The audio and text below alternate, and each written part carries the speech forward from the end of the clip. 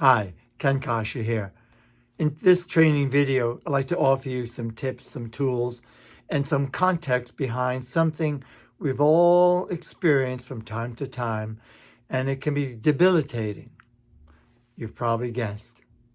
Overwhelm, feeling overwhelmed due to the day in and day out demands that build up, stress, we call it. Now hold on.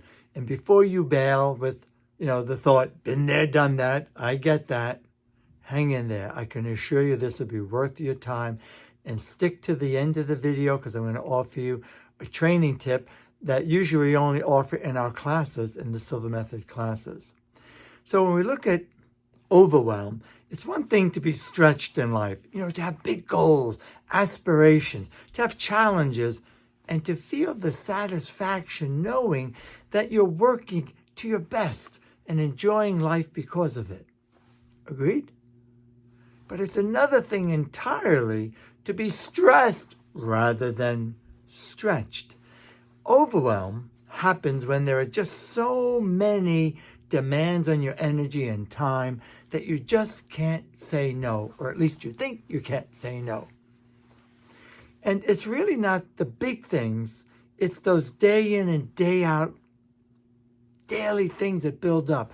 The kinds of things that so many people don't pay attention to. They kind of slough it off and say, well, oh yeah, he'll be okay. But it builds up.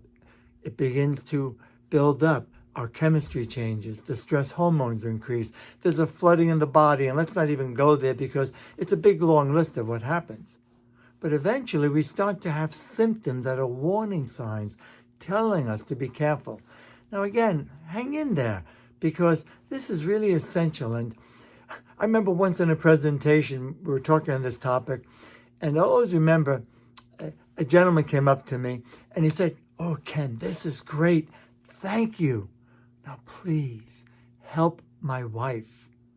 She really needs this. And I said, well, what about you? He said, oh, no, I'm good. I'm not stressed, but my wife. And I looked at him sincerely and smiled and said, please, sir, understand.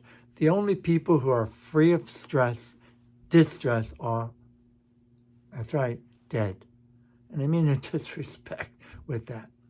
So we're all on a day-to-day basis just to be alive on the planet with everything going on. So some of those emotional symptoms that tell us, warn us to, you got to do something, take some action would be, we're feeling angry more easily, less patient. We're impatient with people, friends, even maybe our grandchildren, our children, our people close and dear and near to us. We're feeling fearful for no apparent reason, with a sense of anxiety, again, for no apparent reason. Maybe feeling bored, and bored with life, bored with what we watch shows, etc. Feeling unable to cope and not able or inability to laugh, shall I say? Or feeling that way at least. Can you relate? Some of the physical symptoms about this would be constant fatigue. Whew. The kind of where it's like, hey, how you doing? Oh, good, but I'm tired. I'm so tired. Inability or crying too easily, or feeling like I'd like to cry, but not able to. Shortness of breath, nervous energy, fidgetiness, moving your hands or your legs. I'm exaggerating it a bit, but I'm sure you get where I'm coming from. Another symptom of the behavior may be when we're mindlessly eating. And I think we all can relate to that. It's like, where's the chocolate ice cream? And or the comfort food, especially when we're not hungry and we just had a nice wholesome meal. Increasing our use of alcohol, recreational drugs, caffeine, tobacco, if you're still a smoker. These are some of the things that do give us a temporary buzz, do give us a temporary fix, maybe increased dopamine, but they're short-lived. And usually they cause a spike in sugar levels to the extent that then we crash and then we crave even more. And that's how many habits like this are developed. Another topic. However, you get the idea. Again, can you relate?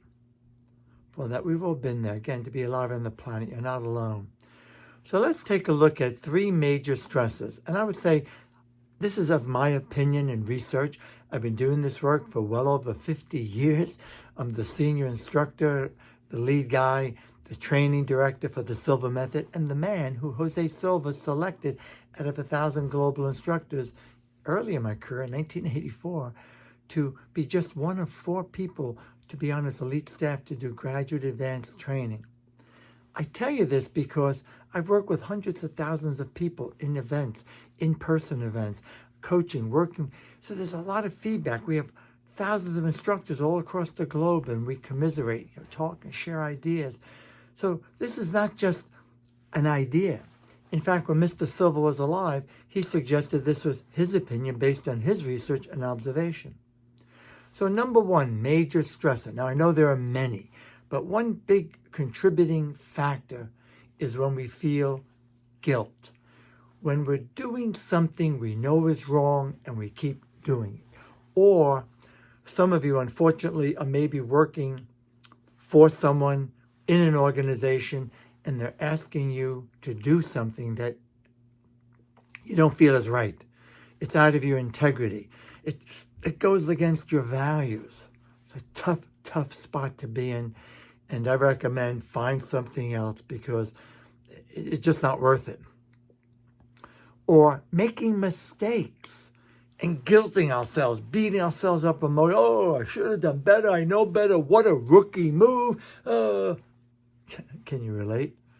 I used to be terrible. I'm known for being very hard on myself, which is maybe why I've developed a high level of mastery with these skills, because I practice and work at it, not because it just happened.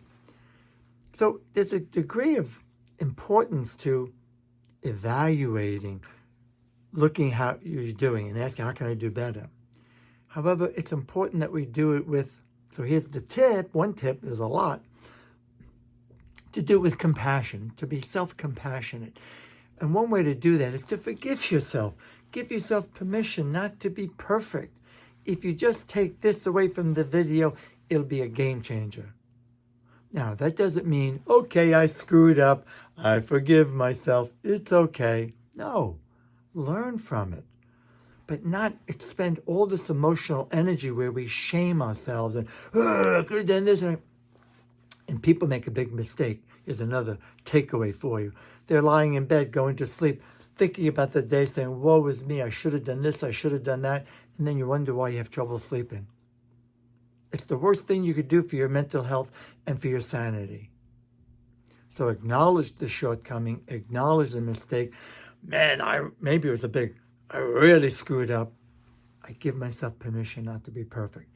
And then what I'd like you to do is mentally rehearse the way you'd prefer to be. Mentally rehearse your ideal, best self as if it did emerge, as if it happened. And so go back, so to speak, in your timeline to when it happened. It's a fascinating process. These are the kinds of things that we do and we build out. We spend over 40 hours of training in the real deal, the actual coursework, not the home studies, not the online introductions, which are great. They help. But they are pale by comparison to what we can do when we dedicate 4 full days just to you. And we call that the immersion of Silva life and intuition system. So another aspect is self-forgiveness, is what we're saying here. And there's more. We could go on, I won't, but you get the idea? Just even what I've said. A second contributing factor, a major stressor, would be loss. Losing someone in your life that's irreplaceable. And let's face it, people come and go in our lives. It's the hardest part about growing old.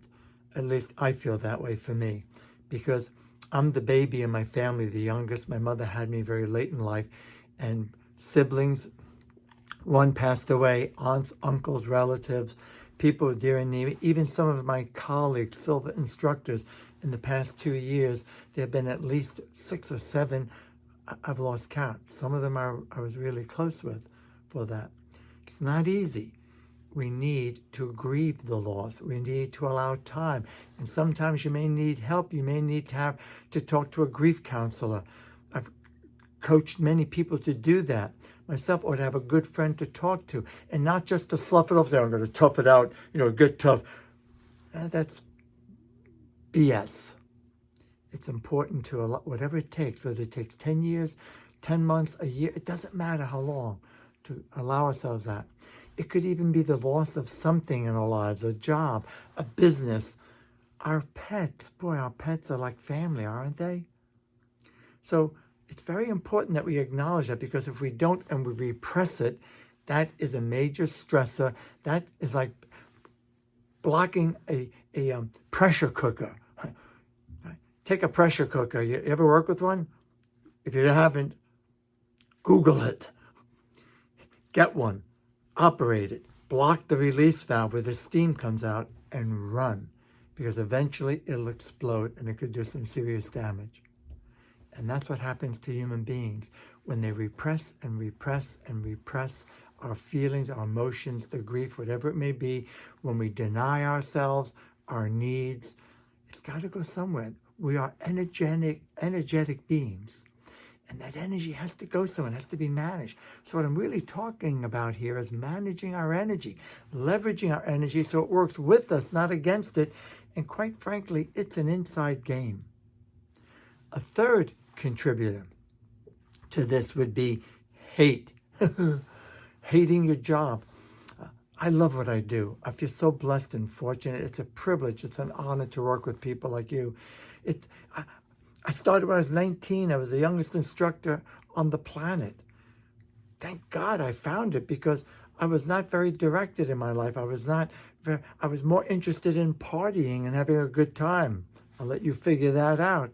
Than doing something. And I wouldn't say that I hated life, but I wasn't very inspired. I was just kind of going along. I thought I'd be an engineer. I was flunking out of engineering, even though I had a high aptitude and was prepared for it. I wound up then going into business administration and still was flunking out, even though it was a much easier curriculum. And then I found the Silva Method and used the tools like 3 fingers technique and, the accelerated learning principles. And you know what? It was a game changer. I graduated the highest honors, and I also, at the same time, while I was a full-time student, became the youngest instructor on the planet. Now I'm one of the oldest. But I tell you this because when you're in a position, I was beginning to hate school, and I was dreading it, going to it. That's dangerous. And unfortunately, I feel for you if you're one of those people who hates your job, who hates what you're doing. You get up in the morning and say, oh, here we go. It's a terrible spot to be in. I feel for you, man. It's just not worth it. I've met so many people who've gone through the training, the Silva Method with me, and then they built up the courage to leave that toxic environment, that toxic place where they're making them do things that they don't believe in, or they know is wrong, or they hate it, etc. And then they wind up taking a big pay cut, 20, 30%. But they're so much happier, so much more fulfilled, that they find they have more money and they're saving more because they're not wasting that, making less mistakes. So it's a game changer. So these are takeaways, to look at with respect to that stress overwhelm. Another aspect of overwhelm might be, another symptom is when decades ago, in doing some of the work and research I was doing, and I was also being coached by psychologists and so on, and researchers at the time, this term freeze was new back then. Now you hear it popping up more. It's when you go into what I call the duh moment. When you have this big to-do list, don't know where to begin, you have this big pile of stuff you want to get to, and you just look at it and say, how am I going to do this? And if you noticed, it's not the doing of things that wears you out. It's the excessive thinking about it, worrying about it. Another takeaway. You worry about it for 2 minutes. Oh, how am I going to get this done? And you need a nap. You didn't do anything. It's kind of silly, isn't it? But very real. But very, very real. So we need to prioritize our to-do list. Maybe some things are just not that important, and get to what's most important, what is in alignment with our values, etc. So that dumb moment is like 20 minutes goes by and we've done nothing. That's the freeze. And what it is When we get overwhelmed with stress, the blood vessels constrict throughout the body. It's the leading cause of heart disease. Chronic stress is the #1 killer of people. It's the leading cause of disease and illness, ulcers, headaches, even migraines, heart disease, high blood pressure. It even contributes to you not being able to take off weight and put on weight, even though you're not eating, crazily. Again, perhaps you know this. You've been, warned that. But this is important for you to acknowledge and recognize, because if we go into the mode of, oh yeah, been there, done that, I know this, are you actually taking action though? And even if it's common sense to you, just because it's common sense doesn't mean it's common practice. So I just hope that this will serve as to inspire you to take action and do whatever it takes to manage that. It's estimated that 63% of Americans hate their job, and that study was done a couple of decades ago. I haven't looked into it because I don't want to hear it, but in the trainings I do in the Silva Method, frequently I hear people expressing that, and one reason why they're taking the class is they want to be more on purpose. We do a lot of work on that, is being on purpose in your life, having a purpose-driven life, and connecting with source energy, connecting with our higher self in such a way that we are guided. Some call it divine guidance, some call it universal guidance, some call it just accessing your inner wisdom, your higher self, so that you're living a purpose-driven life. I hope you can relate to this. So now let's get to some other takeaways and tips. And let me just go through a few things that some of them you're familiar with. But again, are you taking the time to do it? And then as a bonus for sticking to the end of the video, I'm going to teach you something that we usually only teach in our Silva classes that will be a game changer for you, again, when you actually do it and implement it. So one is, in order to manage our energy, in order to prevent the stressors and the chemistry, stress hormones from building up to a point of overwhelm, it's important that each and every day we do some stretching, we do some exercise. A great strategy is to go for a walk, 10 minutes, 20, 30 minutes, to park your car a little farther away so that you walk to where it is your destination, as long as it's safe with that. To get some physical activity, that is a very natural, simple way to release stress. Another one is to do your walk when you can in nature, around mountains, around a lake, around a riverbank, around, in a park, in the woods. Simple thing. Or that's why some people like having a dog. They take the dog for a walk, and it ensures that every day they get their walk in with that. So that's one. Another one is music, your favorite music. It's a mood changer, isn't it? And dancing to it. And hey, maybe you're alone, but we all have odd moves, don't we? Our children make fun of us and say, oh, you're embarrassing me, Dad or Mom. Who cares? So do it privately, in the mirror, whatever. But it's a great way to just release it, taking time for you, especially if it's music that speaks to your soul, that speaks to your heart. I'm a music lover and a music appreciator, and I find it really serves to inspire me and just lift up my spirits and energy and release those stress hormones. So walking, music, breathing, let's not overlook that one. And that's one, oh yeah, we've all been told breathe. Have you noticed? It's become mainstreamed. Why? Because meditation and breathing, there is a ton. You could be buried in the research about the value of breathing. It comes from the Latin root or Greek way back, breathe, breath of, to mean life. So the breath of life. And breathing, when we slow, deep breathe and mindfully breathe, it's like giving your body a neuropeptide bath. It's like giving your nervous system a neuropeptide bath that cleanses us, that cleanses our blood, that releases more dopamine and serotonin. And there's so many different ways. You can do a search on breathing techniques, but a simple one is to consciously practice slow, deep belly breathing, and eventually it'll become the way you normally breathe. And I can tell you, I'm not a therapist, I'm not a psychologist, I do a lot of research, I work with them, they're frequently in training with me. And what's been observed is when people are experiencing anxiety, when people are in a state of depression, more serious even, their breathing is very shallow. It's in their chest. Slow, deep breathing is a natural antidote. You may need more, you may need therapy, you may need extra help, but it certainly adds to the mix and can be for many a game changer. So you're inhaling slowly through your nose. I mean, some people say count, so just slowly take your time, filling your body, filling your belly. If you've got a Buddha belly, fill it.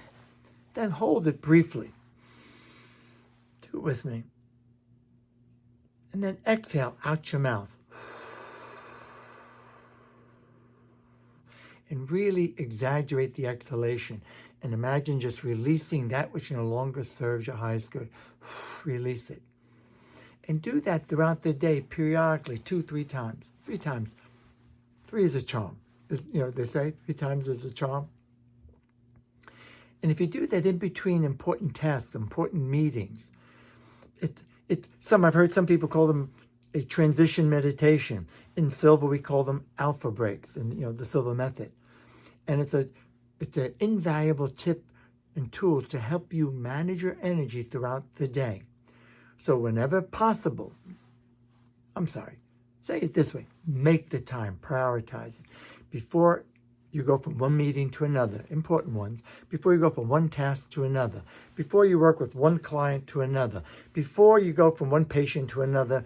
Sometimes I know that's a bit much because people have back-to-back, so you do your best to fit it in.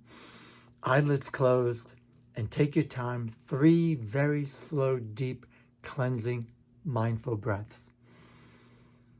Exhaling out your mouth. And then feel some appreciation, some gratitude for anyone in your life, anything in your life you're happy is there. And then what's your intention? Just be clear about a positive outcome, what it is you're doing next, and what is your intention? What do you want to bring to the game? How do you want to contribute? How do you want to serve your client or your patient or your friend or your spouse? Get the idea? You do that. I'd love to hear from your comments. If you're finding this valuable, subscribe to my YouTube channel. Share this with friends. Please get it out there because it works. All you have to do is have the motivation to start it, to get started, and to implement, and eventually go on autopilot. These are known tools. So here's a point I want to make to you.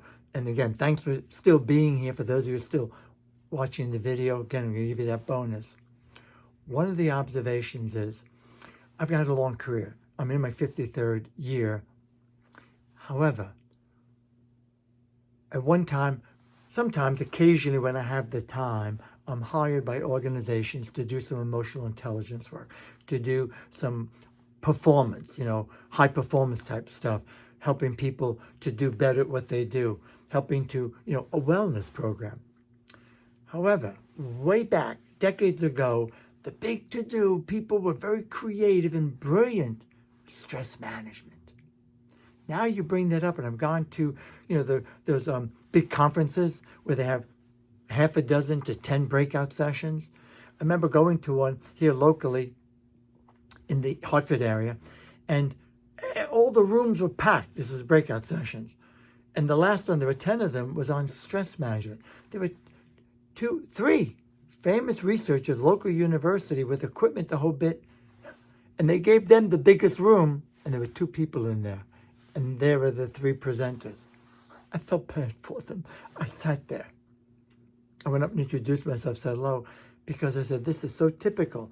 People think, been there, done that. Yeah, that may be so intellectually, with all due respect, intellectually, but they're not taking the time. It's an inside game. And one of the challenges, some of the brightest, smartest, most creative people who probably ever lived on the planet have created all sorts of cognitive shifts, incredible strategies. There are many of them out there now. They're very, very, very positive, very, they're influencers, and they're very popular. And I follow them, and they have a lot of great things to say.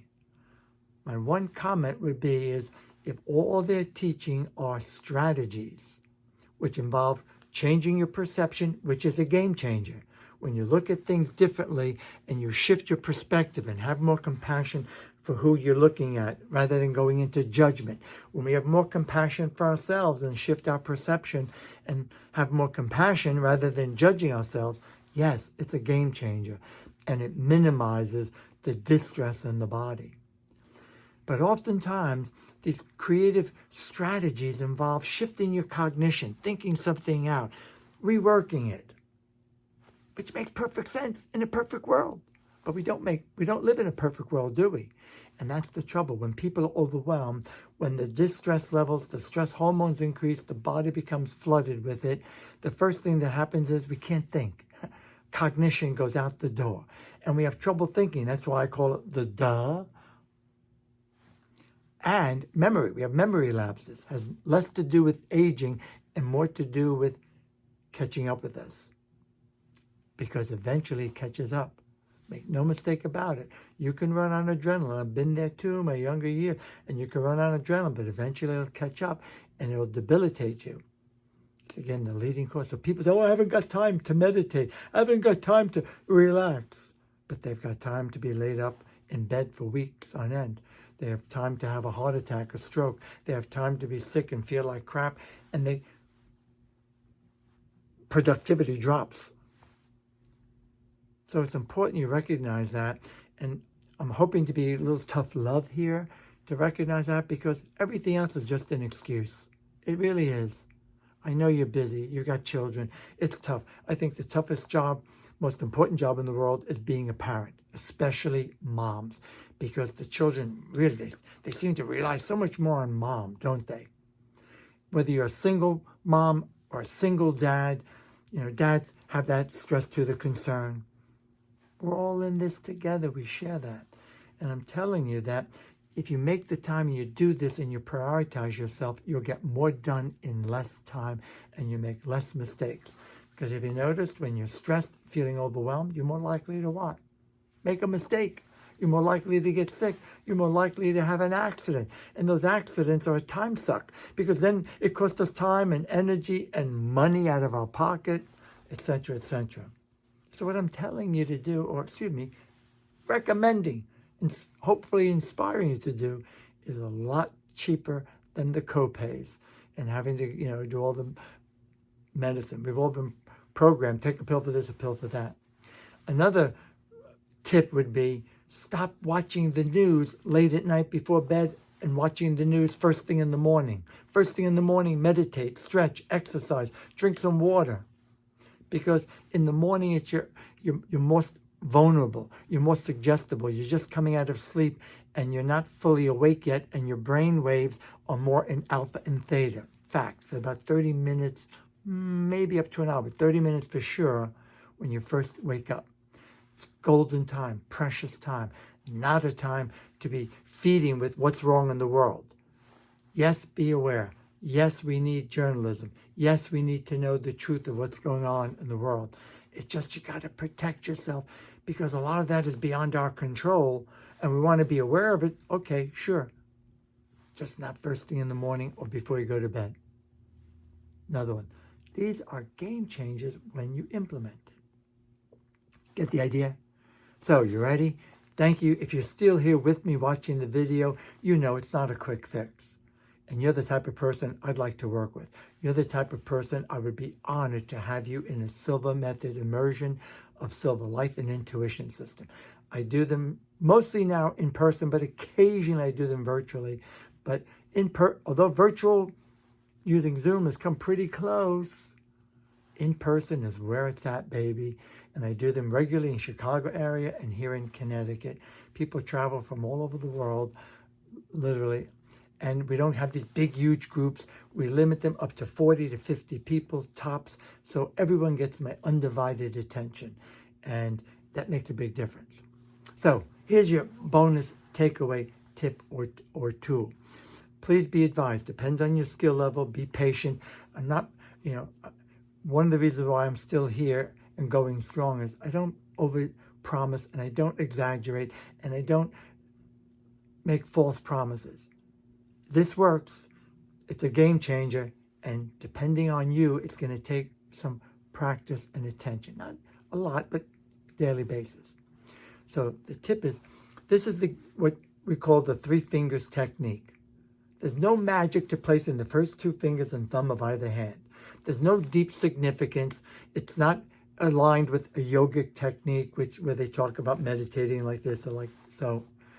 Mr. Silva, Jose Silva, back in 1944, he started with an act of love. Real brief, he wanted to help his children learn faster, learn easier. And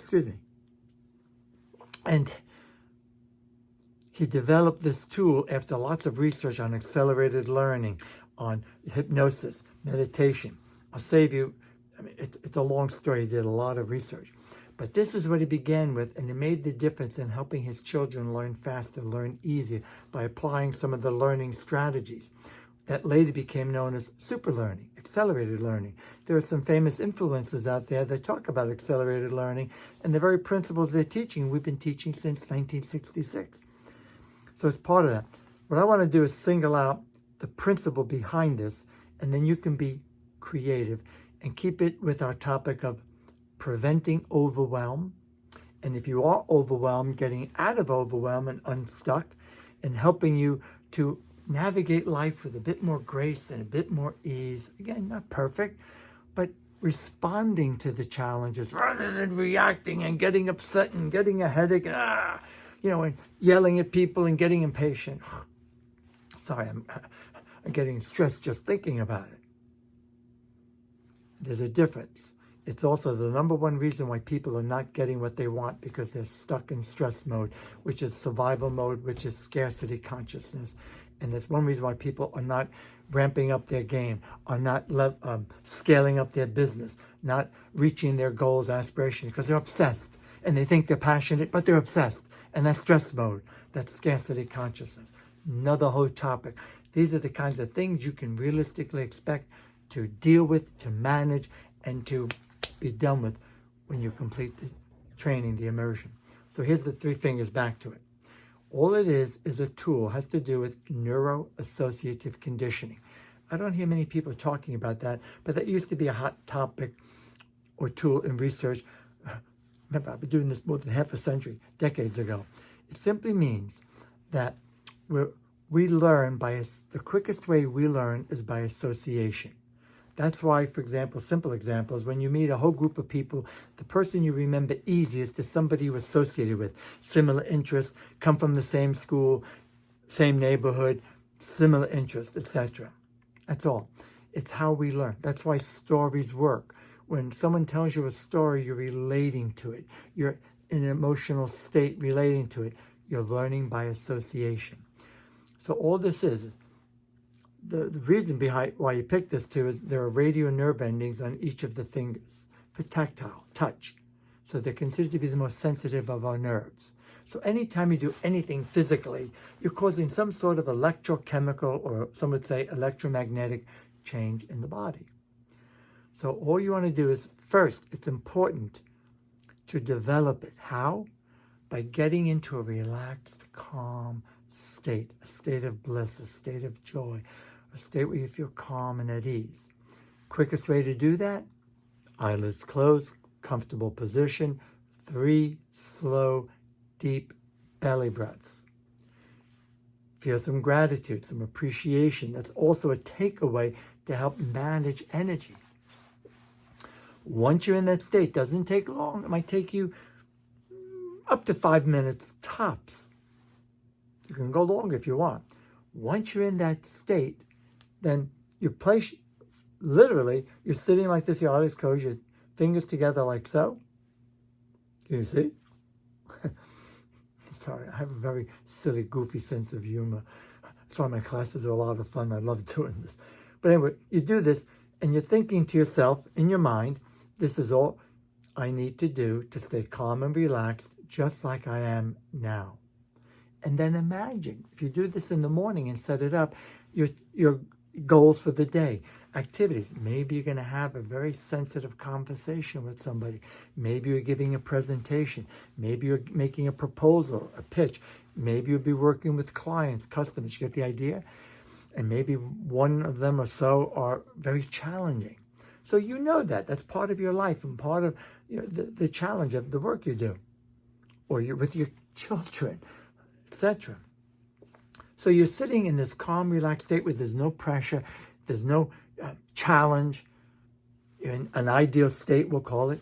And then this is all I need to do when I'm about to give that presentation, when I'm about to have that delicate conversation. Get the idea? This is all I need to do to stay calm and relaxed, just like I am now, and more so with practice. And I recommend the surest way, it's self-reinforcing, yes. It would be good to do at least for the next 30 days, up to 90, but if you do it for 30 days, once a day, remind yourself about using this, set it up in the morning.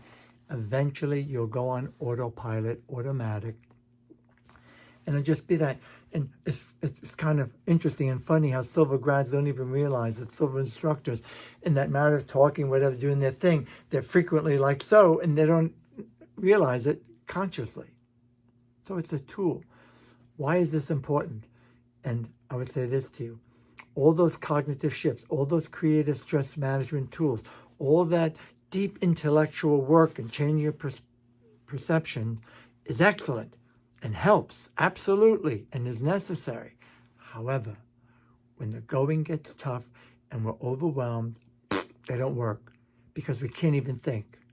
This has proven to be, in my humble opinion, one of the most, if not most effective stress management tool you could ever utilize in your life, because it doesn't require any thought.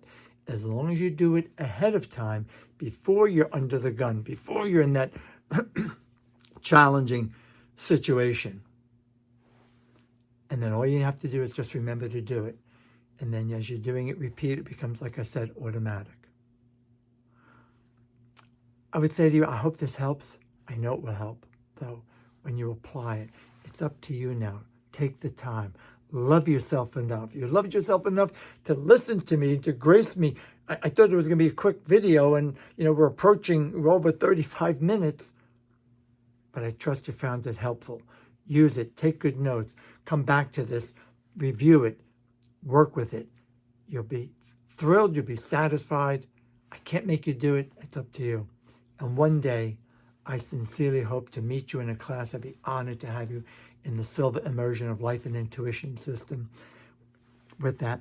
And remember, the whole point of this, you have everything you need. You have all these gifts within you. You have all the raw talent, the human potential. You just have to identify it, discover it. And usually it takes some training, some conscious awareness, some self-awareness to recognize it and then to apply it. So you're far, far better than you think you are. You've got this.